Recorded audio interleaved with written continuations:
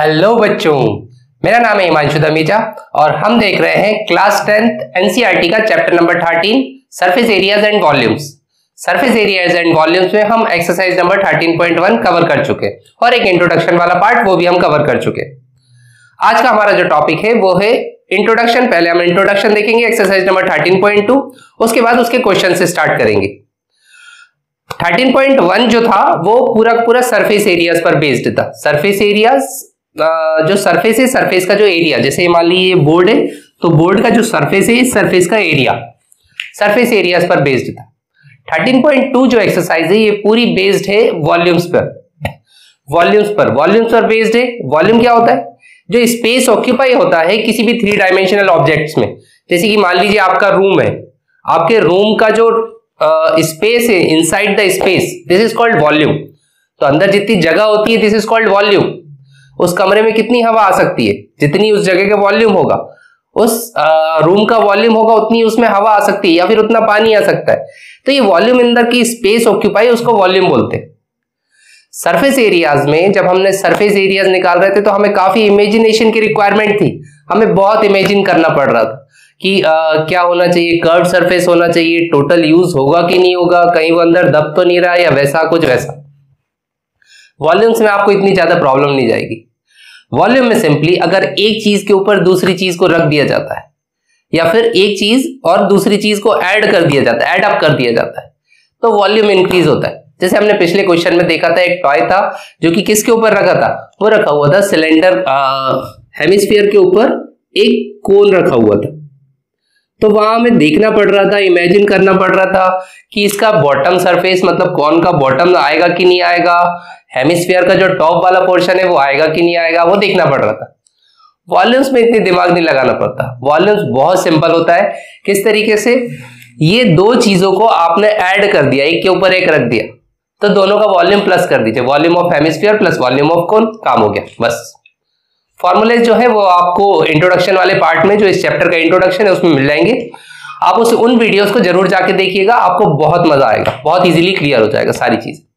और इसके अलावा जैसे कि अगर मान लीजिए कि अगर कुछ स्पेस को कम कर दिया जाता है, जैसे पिछला वाला क्वेश्चन था, एक क्वेश्चन था कि एक सिलेंडर था, सिलेंडर में से आपने काट दिया था, क्या काटा था, हमने एक कोन को काट के बाहर निकाल दिया था सॉलिड सिलेंडर में से।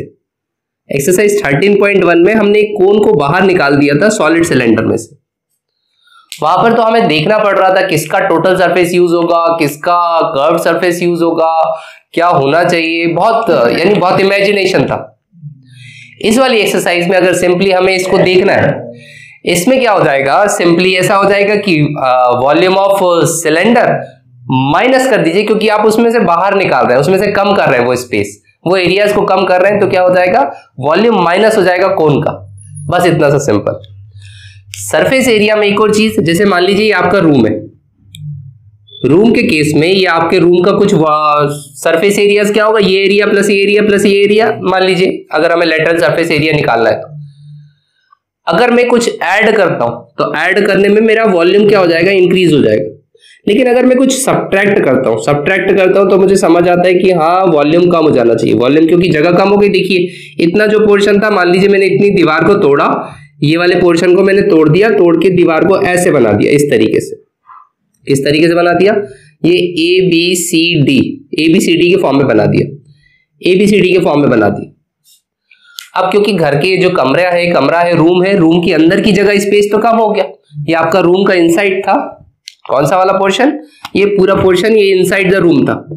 अब कुछ स्पेस तो कम हो गया, स्पेस कम हो गया मतलब जो जगह थी वो कम हो गई, तो मतलब वॉल्यूम कम हो गया। बहुत इजीली हमें क्लियर हो जाता है।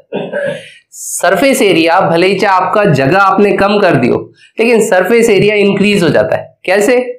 पहले देखिएगा, ये जगह थी, ये था, ये वाला सरफेस था। अब की बार, पिछली बार जो था वो ये था, यानी इस वाले पोर्शन में बस इतना वाला पार्ट था। अब क्या हुआ, आपका ये वाला पोर्शन सरफेस बढ़ गया, ये वाला सरफेस बढ़ गया, ये वाला सरफेस बढ़ गया। तो अगर कुछ चीज रिमूव कर दी जाती है तो भी सरफेस इंक्रीज हो रहा था, लेकिन वॉल्यूम में इतना दिक्कत नहीं है। वॉल्यूम में सिंपली अगर हम याद रखिएगा कि अगर हम दो चीजों को ऐड कर रहे हैं तो सरफेस बढ़ जाएगा या वॉल्यूम बढ़ जाएगा, और एक चीज में से अगर दूसरी चीज को निकाल रहे हैं तो वॉल्यूम कम हो जाएगा। पर इसी पर बेस्ड पूरी एक्सरसाइज आएगी। तो चलिए स्टार्ट करते हैं एक्सरसाइज नंबर 13.2।